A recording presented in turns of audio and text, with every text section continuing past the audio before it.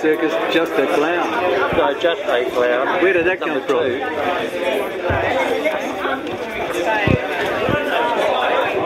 Yeah. Pop off. Yeah. Me. You? The Jones?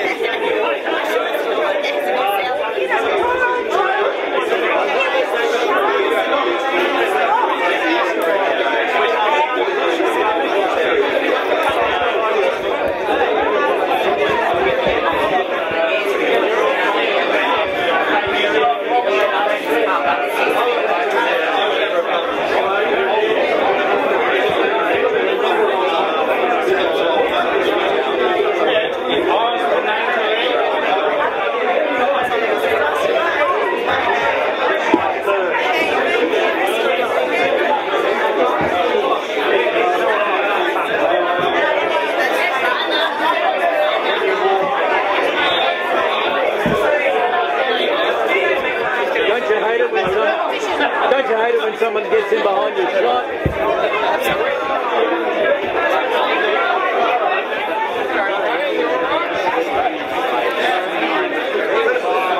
Bloody media's everywhere you turn.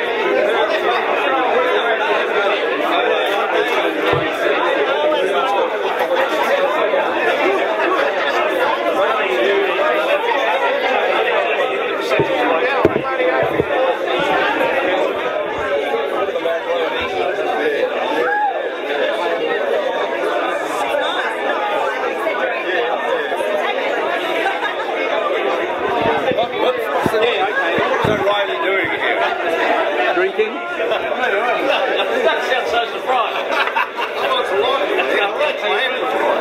He looks really good.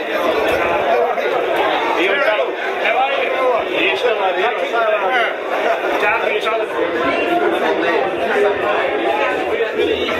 Well, number one, thank you very much. Welcome. Look, as a news person, I did 5 years there, so I'm a kid, let's face it.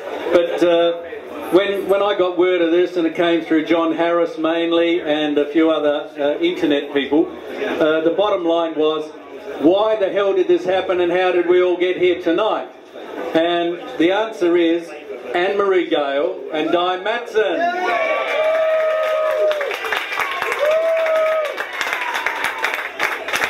And the first thing they said was they don't want to do this ever again. But we've had people saying, why the hell don't we do this in 5 years' time, or whenever that 25th or whatever? Now I said, well, that could be almost in time for the Adelaide Oval to be finished. We could do it there. Because if it was going to happen again with the media that's happened with John working behind the scenes and Anne-Maree, that we probably would have all the sales people, the management people, absolutely everyone, the compositors and the people who, as we've seen on the DVD, the guys that said, my trade is about to die after 45, 50 years or 100 years. But so I'm going to hand over to Anne-Maree Gale and say, Di Matson, where are you? This is your life. Here we go.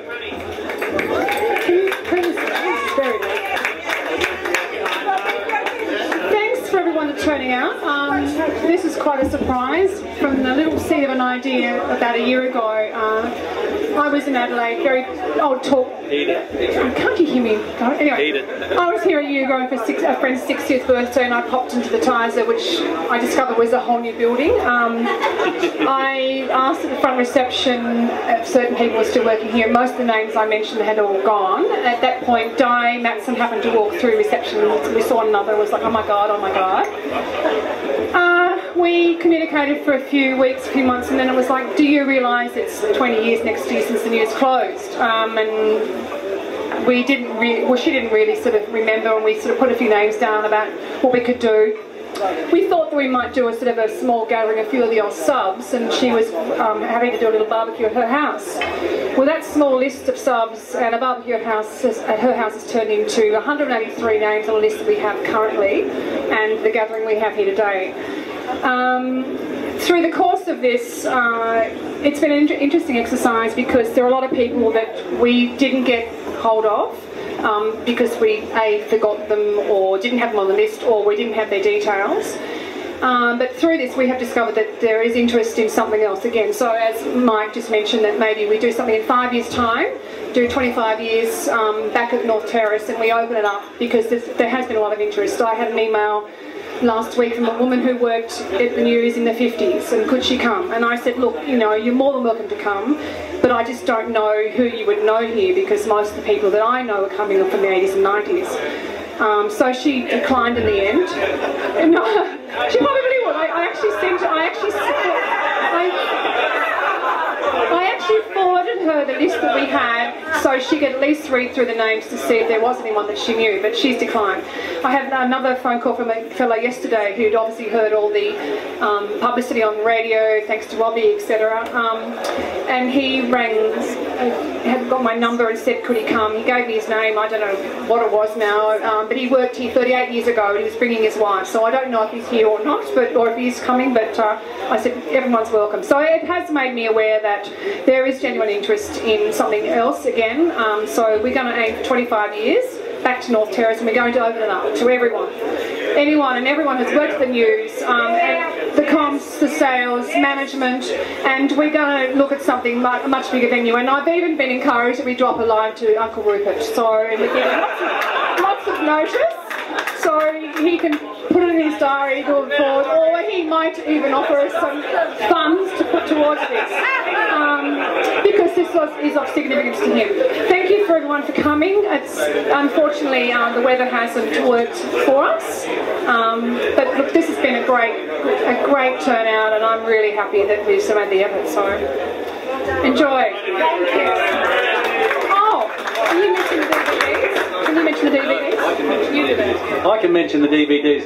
You'll see a DVD playing here. It was actually done by the journalism students from McGill campus of the UniSA back in, we think it was around about June in 1986. Got interviews with lots of characters, and it actually follows through the process that we all understood, which was hot metal and magnesium plates and whatever. You could astound your children and grandchildren by buying this DVD. Di Matson has done some copies of it. They're available tonight for $9. By 9 o'clock tonight they'll be $15, so buy now. If you want more, we can actually burn more, so we need to get names so we can get it. So there are more, but also...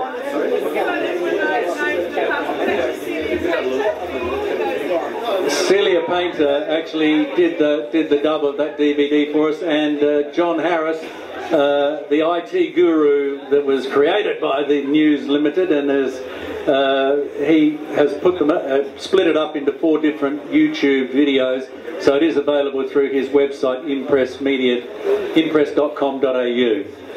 Is that right, John? /the news.